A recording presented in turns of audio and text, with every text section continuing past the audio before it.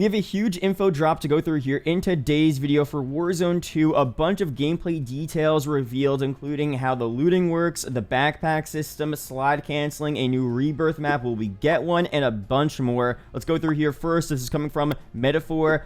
He is a YouTuber and a Twitch streamer. He has access apparently to a lot of this info here. Of course, this is subject to some slight changes here, but this lines up with what we've talked about in the past for other Warzone 2 info drops, and, you know, other credible sources like Charlie Intel have talked about this here, so most likely we're getting exactly what we're talking about here. So the first big tweet: Warzone 2 update, NPCs are in the map randomly, container-based looting, as well as floor loot, different sized backpacks, storage space, new contracts, helicopter from high rise is usable, no more toxic gas coming into the map, it's now a dust storm, and tires can be shot out from cars. And throughout this video, he breaks down, we're going to go through what he breaks down here specifically on each point. A lot of interesting gameplay details to go through here. The first one on the NPCs. So someone responded to him by saying, DMZ will also have NPCs though. How do we know that the information leaked here doesn't conflict with what already will happen for DMZ? Truthfully though, it doesn't matter. COD next and the game is right around the corner, which is true with all of this here. But he responded, I've seen Warzone gameplay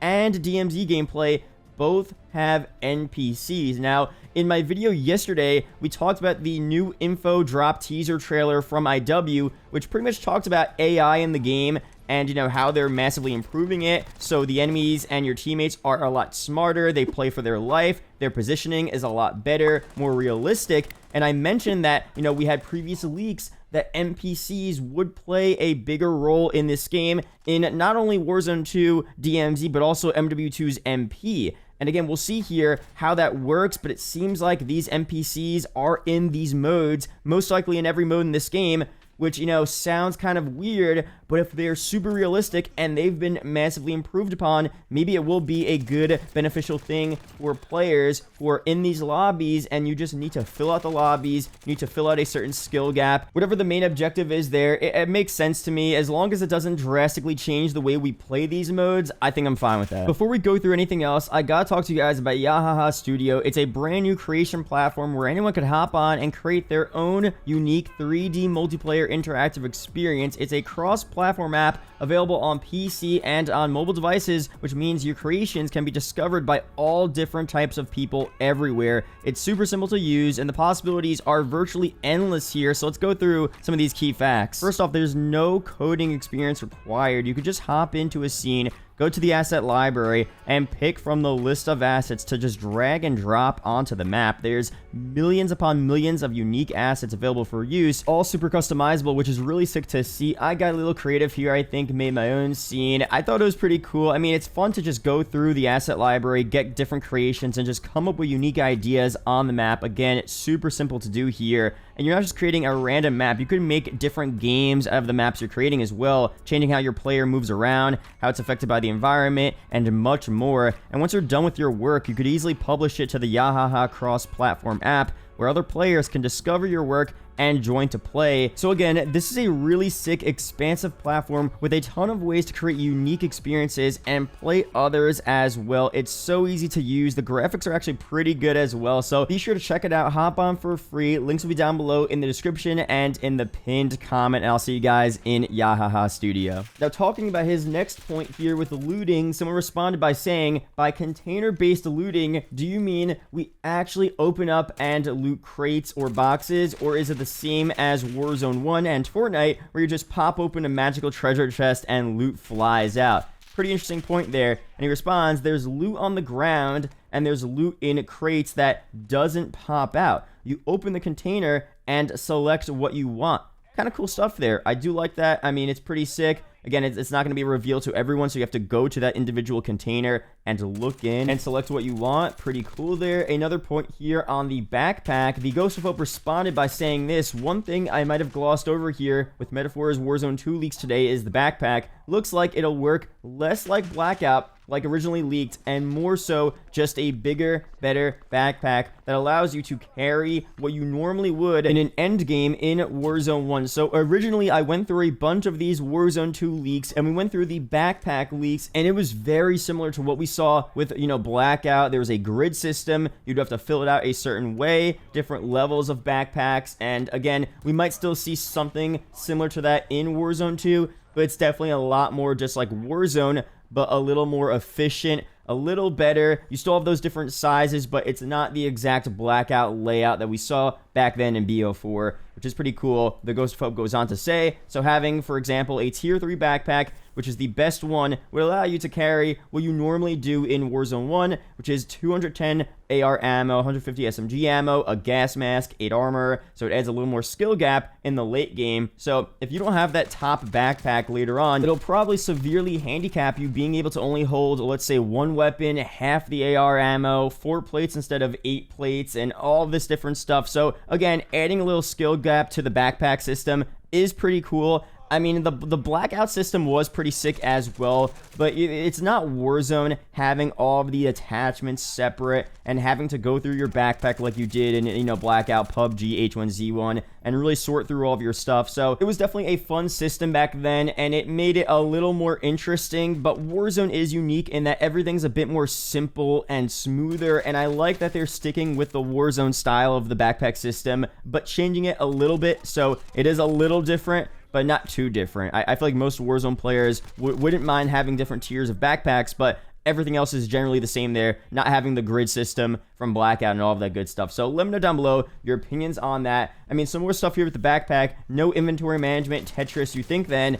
And, you know, Metaphor says 100% no Tetris. So pretty much, again, guaranteed, we're not seeing that old style of the backpack from other BRs, not just Blackout, PUBG, etc. So that's interesting there. Now, some more stuff here on the gameplay systems for this game.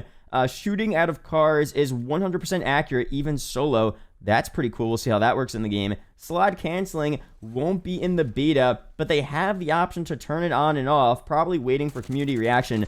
That's kind of interesting. So I guess they're definitely open to seeing how people like the new movement system in MW2, and if it's really terrible, they're going to say, screw it, let's go back to that old system and bring back some form of slide canceling. Maybe not the full-on slide canceling that we saw back in MW19 and Warzone 1, but, you know, maybe some, you know, close variation of it. They'll be like, okay, let's put this back in. We don't want people to hate our game, and that's that. So I don't know. We'll see, I guess, how the movement is without slide canceling.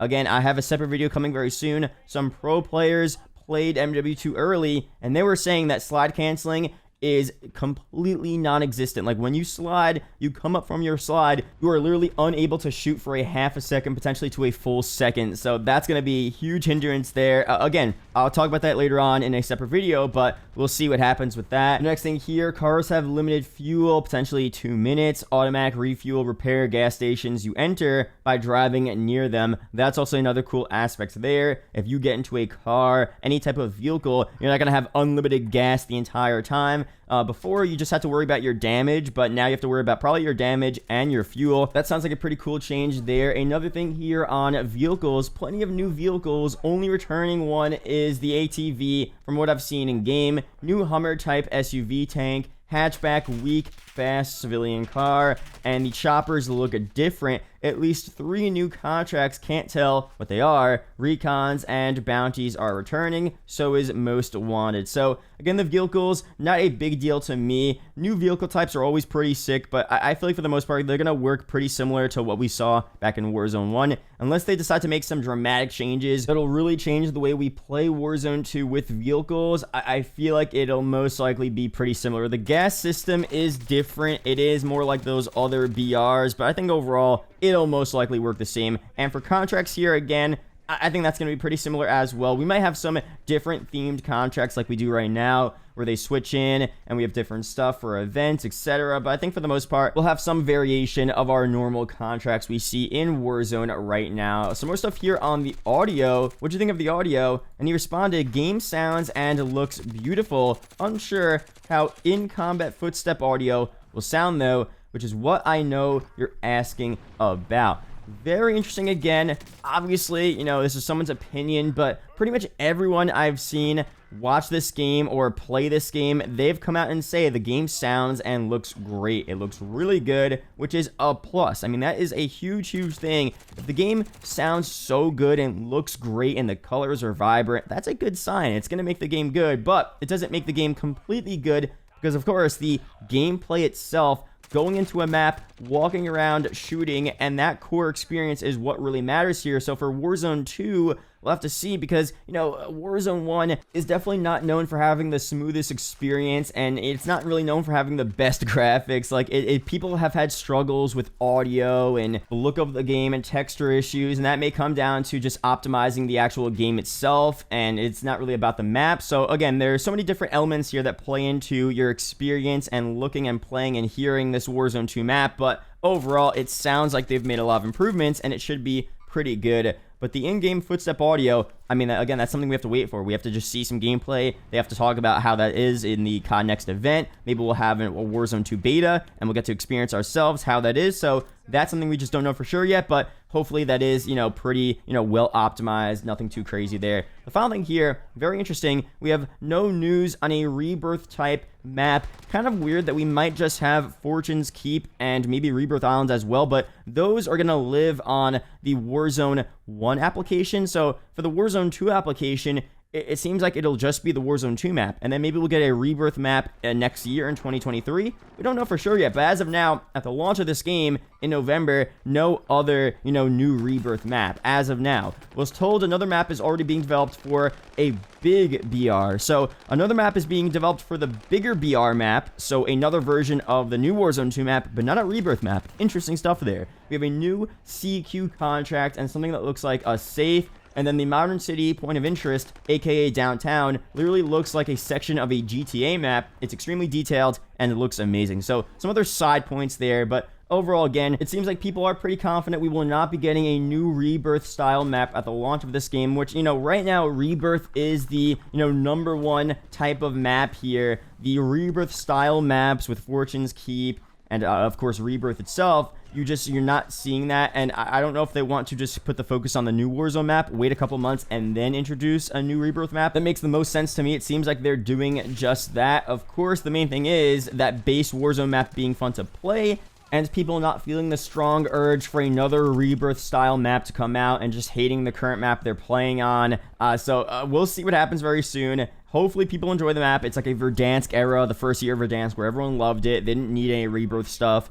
And, you know, we'll see what happens with that. But overall, that's it for this video. A lot of stuff here in this video. Of course, we're going to go through some more stuff with Warzone 2 at the COD Next event in a couple of days. But from what we've gathered so far with this new game, it sounds like we're getting some decent improvements, some minor changes from Warzone 1, but overall, the core experience still sounds like Warzone, which I think for most people is very important. We didn't want anything too different, too drastically crazy from, you know, what we saw in the past. We want that core Warzone experience. We want that core Warzone style of gameplay, but have some changes to make it fun and interesting and new to play. It seems like we're getting just that. So I'm super excited. Can't wait for all the reveals and the full game to come out very soon. And be sure to subscribe for more Warzone 2 news, updates, videos like this. There are 2 other videos up on screen that may interest you, so be sure to check one of them out. Really do appreciate, guys. Shout out to the YouTube channel members as always, and I'll see you guys in the next video or live stream. Peace out, guys.